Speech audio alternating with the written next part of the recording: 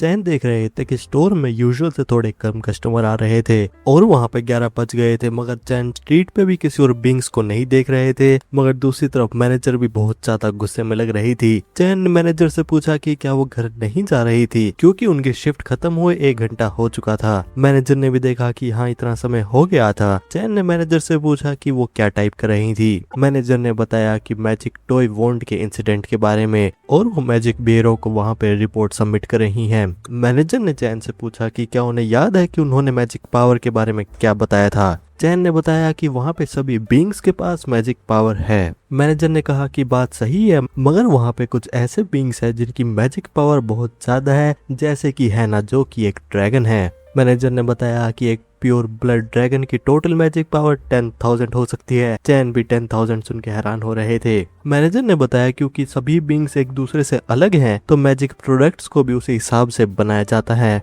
तो क्या होगा कि एक प्रोडक्ट को बनाया जाए जो कि मैजिक पावर का 1% इस्तेमाल करे, तो एक पर्सन जिसके पास 500 मैजिक पावर है उसकी वहाँ पे 5 इस्तेमाल होगी। मगर अगर वो एक ड्रैगन का एग्जांपल है जिनके पास 10,000 होती है, तो मैजिक पावर इस्तेमाल होगी 100। तो मैजिक टॉय वॉन्ड में वहाँ पे ऑलमोस्ट 0 पावर होनी चाहिए, और जो वहाँ पे स्पेल होना चाहिए था वो बिल्कुल थोड़ी सी ब्रीज होनी चाहिए थी। मगर टॉय कंपनी ने वहाँ पे कैलकुलेशन करते हुए कॉस्ट को कट करा था और मैजिक पावर को बढ़ा दिया था। चैन ने मैनेजर से पूछा कि क्या वो ठीक थी। मैनेजर ने बताया कि हैना वहाँ पे हर्ट हो सकती थी, और वहाँ सिर्फ हैना ही नहीं चैन भी। चैन बहुत ज्यादा सीरियसली इंजर्ड भी हो सकते थे। मैनेजर कह रही थी कि उन्हें ज्यादा केयरफुल होना चाहिए था। चैन ने कहा कि अगर वो वहाँ पे होते तो वो भी बहुत ज्यादा फ्लस्टर्ड होते और पैनिक भी करते। मैनेजर ने कहा कि चैन ने पहले एक मैजिक एक्सप्लोजन के बारे में बताया था, तो उससे भी वो बहुत ज्यादा शॉक थी, और पिछले दिन भी वो बहुत ज्यादा फ्लस्टर्ड हो गई थी। मगर चैन ने कहा कि मैनेजर के साथ ऐसा कुछ नहीं हुआ था, और मैनेजर की वजह से स्पेल को अच्छी तरह से हैंडल कर दिया गया था, और वो बाद में हैना को भी अश्योर कर पाए थे। और ये सिर्फ एक दिन पहले की बात नहीं है, ये हमेशा होता है। और मैनेजर से बात करने की वजह से चैन वहाँ काम करते हैं, तो चैन ये कहना चाहते हैं कि मैनेजर अपने आप को ब्लेम ना करें। मैनेजर ने चैन से कहा कि वो कुछ ज्यादा ही काइंड थे। तभी स्टोर में कोई आया और उन्होंने हेलो कहा। मैनेजर ने देखा कि वहाँ एल्फ ऑफिसर आ गए थे, और उन्होंने बताया कि उन्होंने चैन से सब सुन लिया था और वो वहाँ पे बैग ऑफ मनी के लिए आए थे। एल्फ ऑफिसर ने इस बात से एग्री करा, मगर इससे पहले वो उन दोनों से कुछ क्लैरिफाई करना चाहते थे। चैन ने पूछा कि वो क्या जानना चाहते थे। एल्फ ऑफिसर ने पूछा कि क्या इनका इससे कोई भी कनेक्शन नहीं था। चैन और मैनेजर ने बताया कि उनका कोई भी कनेक्शन नहीं था, और मैनेजर तो वहाँ घर पे स्नैक्स खा रही थी। एल्फ ऑफिसर ने भी कहा कि अगर यही बात थी तो वो इन्वेस्टिगेशन के बारे में उन दोनों को बताने वाले थे, और वो दोनों कोई भी क्वेश्चन पूछ सकते थे।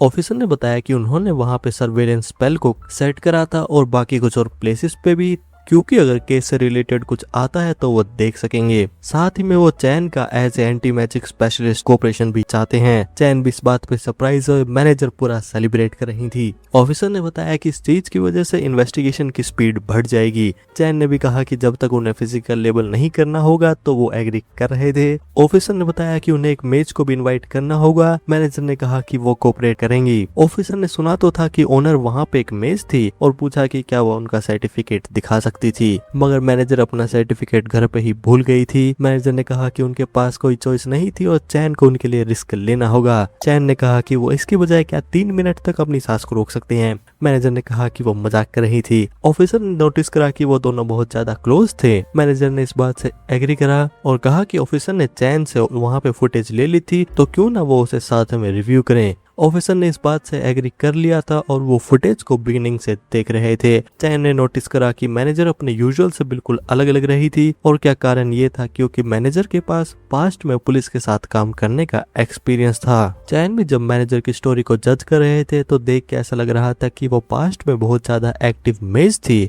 तो वो सोच रहे थे कि अब वो एक स्टोर को क्यों चला रही थी और क्या इसके पीछे भी कोई स्टोरी थी। कुछ देर बाद मैनेजर ने फुटेज को रिव्यू कर लिया था और बताया कि उन्हें लग रहा था कि वो गोबलिन आसपास के हॉस्पिटल के इमरजेंसी रूम में होगा। चैन ने पूछा कि क्या वो गोबलिन को किसी ने पीटा था। मैनेजर ने कहा कि वो वहाँ पे गलतफहमी कर रहे हैं और हॉस्पिटल में जाने का कारण कुछ अलग था। ऑफिसर ने वहाँ पे कारण पूछा। मैनेजर ने बताया कि गोबलिन वहाँ पे मैजिक सप्लाई का इंचार्ज था, जिसकी वजह से बैग वहाँ पे डिस्गाइज था, और फुटेज में वहाँ देखा जा सकता है कि गोबलिन वहाँ हाथों से अलग अलग जेस्चर कर रही हैं और जो स्पेल वहाँ पे कास्ट हुआ था उसमें एक पर्सन को कैलकुलेशन करनी होती है और किसी और को मैजिक सप्लाई, मगर गोबलिन ये सब अकेले ही कर रहा था और इस चीज को 2 पर्सन को साथ में करना होता है। चैन ने कहा कि मगर गोबलिन तो यहाँ पे अकेला था। मैनेजर ने बताया कि ये एक ट्रिक थी और अगर कैलकुलेशन और स्पेल को अच्छी तरह से अरेंज करा जाए तो 2 लोग एक स्पेल को कास्ट साथ में कर सकते हैं। और इस जेस्चर का मतलब ये है कि गोबलिन वहाँ पे डिस्गाइज स्पेल को टेक ओवर कर रहा है और मैजिक पावर को सप्लाई कर रहा है। तो ये एक प्रोमिस स्पेल है जिसकी वजह से वो बैग की पूरी रिस्पॉन्सिबिलिटी ले रहा है। मैनेजर वहाँ पे और एक्सप्लेन कर रही थी मगर चैन को कुछ भी समझ नहीं आ रहा था। तो मैनेजर ने एक एग्जाम्पल दिया और कहा कि अगर कोई एक मैजिक एरो को शूट करेगा तो मैजिक वहां पे टारगेट की तरफ फ्लाई करेगा और डिसअपियर हो जाएगा। तो ये एक सिंगल यूज स्पेल है। मगर दूसरी तरफ एक मेज अगर एरो को वहां कंट्रोल करेगा और उसको अपनी मर्जी से मूव करेगा तो इस स्पेल में वहां पे मैजिक पावर लगातार कंज्यूम होती है। गोबलिन ने वहां पे स्पेल को टेक ओवर करा था और लगातार मैजिक पावर को उसमें सप्लाई कर रहा था। तो वहां पे सिर्फ गोबलिन मैजिक पावर को सप्लाई नहीं कर रहा था, गोबलिन ने साथ में एक प्रोमिस स्पेल भी करा था मगर चैन ने उसे अंडू कर दिया था। तो गोबलिन ने वहां पे बैग को लेकर जो रिस्पॉन्सिबिलिटी ली थी उसका क्या होगा। चैन भी वहां पे बात को समझ गए थे और कहा कि क्या इस वजह से गोबलिन हॉस्पिटल में एडमिट हुआ था। चैन ने बताया कि गोबलिन की मैजिक पावर वहां पे खत्म हो गई होगी और जब भी मैजिक पावर खत्म होती है लाइफ डेंजर में आती है। तो जिस पर्सन ने वहां पे कैलकुलेशन करी थी वो चाहता था कि मैजिक सप्लायर को वहां पे बैग की पूरी रिस्पॉन्सिबिलिटी हो। ऑफिसर ने पूछा तो गोबलिन इस समय हॉस्पिटल में था। मैनेजर ने बताया क्योंकि स्पेल को यहाँ पे फोर्स से ब्रेक करा गया था तो इस चीज का बर्डन बहुत ज्यादा था जिस वजह से गोबलिन को वहाँ पे इमरजेंसी रूम में ले जाया जा चुका होगा और वो चीज स्पेल ब्रेक होने के बाद हुई होगी। चैन भी पैनिक करते हुए सोच रहे थे कि वो इतना ज्यादा कुछ तो नहीं करना चाहते थे। मैनेजर ने ऑफिसर से कहा कि वो आसपास के हॉस्पिटल में इन्वेस्टिगेट करें क्योंकि उन्हें बैग में लगातार मैजिक को सप्लाई करना होगा तो वो आसपास से सब कुछ देख रहे होंगे, इसीलिए उन्हें सबसे पहले गोबलिन को सिक्योर करना होगा क्योंकि जिन लोगों को बैग नहीं मिला होगा वो लोग गोबलिन को ढूंढ रहे होंगे। ऑफिसर ने बताया कि वो मैनेजर की वेरिफिकेशन अलग से बाद में कर लेंगे और वो उस समय फीस पेमेंट करने वाले थे। और ऑफिसर ने चैन को बताया कि चैन को वहां पे स्पेल को ब्रेक करने के लिए अलग से कंपनसेट किया जाएगा। चैन ने कहा कि वो मैनेजर के साथ इस चीज की पेमेंट कर सकते थे। ऑफिसर वहां पे बात समझ गए थे और बताया कि जैसे ही उन्हें गोबलिन के बारे में पता चलेगा वो वापस आ जाएंगे। स्टोर में कुछ समय बाद चैन ने मैनेजर से पूछा कि क्या उनके पास कन्वीनियंस स्टोर के अलावा कोई और जॉब्स भी थी। मैनेजर ने मना करा और बताया कि अगर वो कुछ ज्यादा काम करेंगी तो वो ज्यादा थक जाएंगी, तो वो इस समय सिर्फ कन्वीनियंस स्टोर को मैनेज कर रही थी। तो चैन ने पूछा कि मैनेजर ने बैग ऑफ मनी के लिए इन्वेस्टिगेशन में मदद क्यों करी थी। मैनेजर ने बताया कि उन लोगों ने उनके स्टोर की तरफ प्रैंक करा था और इस वजह से वो कुछ पुराने कलीग्स के चेहरे भी देख सकती थी। मैनेजर ने चैन को ये बात पहले डिटेल में नहीं बताई थी मगर अपने टाइम में वो एक ग्रेट मेज थी जो काफी फील्ड्स में एक्सीलेंट थी और उन्होंने पुलिस की मदद भी पहले करी थी, इसीलिए वो किसी को जानती थी तो उन्हें लगा था कि वो कुछ जाने पहचाने चेहरे देख सकती थी। मगर वो कह रही थी कि उन्होंने अपना सर्टिफिकेट पीछे क्यों छोड़ दिया था। चैन ने पूछा कि अगर ये चीज ऑकवर्ड होती तो क्या मैनेजर यहाँ पे बैकआउट कर जाती और ऑफिसर ने बताया कि वेरिफिकेशन करने में थोड़ा टाइम लगेगा जिसकी वजह से पेमेंट भी डिले हो सकती है। मैनेजर ने कहा कि वो मदद करने के बाद तो पीछे नहीं हट सकती हैं क्योंकि उनके पास एक ग्रेट मेज का प्राइड है। तभी मैनेजर के पास एक मैसेज आया और वो था यूना का। यूना ने बताया कि वो कुछ समय बाद स्टोर में आ रहे हैं और यूना ने बताया था कि वो साथ में एक जॉब करने वाले थे। चैन ने मैनेजर से पूछा कि क्या उन्हें जॉब के बारे में पता था। मैनेजर को नहीं पता था क्योंकि उनकी यूना के साथ बात हुए काफी समय भी हो गया था और देख के ऐसा लग रहा था कि वो काफी समय से ओवर टाइम कर रही थी। तो क्या चैन और यूना उनकी पीठ पीछे कुछ कर रहे थे। चैन ने बताया कि ऐसा कुछ भी नहीं था और उन्होंने कुछ भी नहीं करा था। मैनेजर ने देखा कि अगर ये बात थी तो इसका कुछ और कारण होगा। तभी मैनेजर को कुछ याद आया और सोचा कि क्या ऐसा हो सकता था। चैन ने पूछा कि क्या मैनेजर के पास कोई आइडिया था। मैनेजर उम्मीद तो कर रही थी कि उनका इंट्यूशन गलत ना हो मगर शायद वहाँ पे यही चीज थी और मैनेजर ने यहाँ पे एक वीडियो को ओपन कर लिया था। कुछ समय बाद स्टोर में 2 कस्टमर बॉस को थैंक यू कह रहे थे और उसकी वजह से उनके पास फ्रीडम आ गई थी। मैनेजर वहाँ पे डॉग से मस्त बात कर रही थी। चैन भी देख रहे थे कि ये दोनों कुछ ज्यादा ही फ्रेंडली हो रहे थे। चैन ने पूछा कि क्या वो उनकी बातों के लायक थे। मैनेजर ने बताया कि चीजें बहुत ज्यादा एंजॉयबल थी। डॉग कस्टमर ने चैन को हेलो कहा। मैनेजर ने कहा कि अच्छा था कि 2 कस्टमर वहाँ पे आ गए थे क्योंकि अगर ऐसा नहीं होता तो वो पूरे आफ्टरनून और इवनिंग में बहुत ज्यादा बोर होती। चैन ने पूछा कि क्या वहाँ वहाँ पे कोई और कस्टमर नहीं आए थे।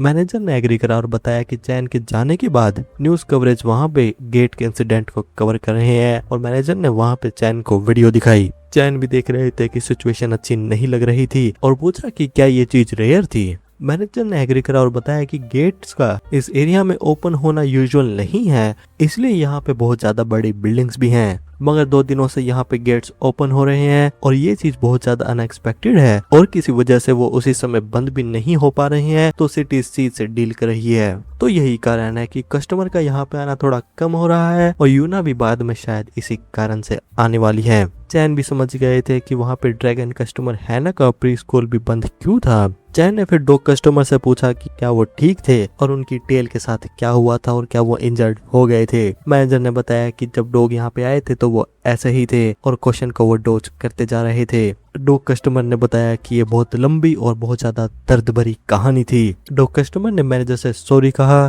चैन ने मैनेजर से कहा कि वो घर जा सकती थी और वो उन्हें स्टोरी बाद में बता देंगे। मैनेजर बात समझ गई थी और कहा कि वो बाद में उन्हें कांटेक्ट करेंगी। मैनेजर वहां जा रही थी और चैन से कहा कि अगर कुछ भी होता है तो वो उन्हें कांटेक्ट करें। मैनेजर के जाने के बाद चैन ने डॉग कस्टमर से कहा कि वो उन्हें सच बताए और उनकी टेल के साथ क्या हुआ था। डॉग कस्टमर ने बताया कि उन्होंने ब्लैक विंड गैंग से फाइट करी थी और उनकी हालत ऐसी हो गई थी। चैन ने पूछा कि क्या वो पार्क के बुली डॉग्स के बारे में बात कर रहे थे और क्या फिर से ये खाने के लिए था। डॉग ने बताया कि इस बार उन्होंने अपनी टेरिटरी के लिए फाइट करी थी, मगर इस बार वो लोग थोड़े अलग लग रहे थे। उनकी आंखें भी अलग थी और उनके माथ में भी फोम आ रहा था। डॉग कस्टमर ने यहाँ पे पूरी एक हॉरर स्टोरी बता दी थी। चैन भी यहाँ सरप्राइज हो रहे थे और कह रहे थे कि देख के तो ऐसा लग रहा था कि उन लोगों का दिमाग खराब हो गया था और डॉग कस्टमर को वहां से भाग जाना चाहिए था, तो उन्होंने ये चीजें इंड्योर क्यों करी थी, क्योंकि पिछली बार कस्टमर का ईयर भी हर्ट हो गया था। डॉग कस्टमर ने बताया कि वो ऐसा बनना चाहते हैं कि जिन पे मैनेजर और हैना रिलाई कर सके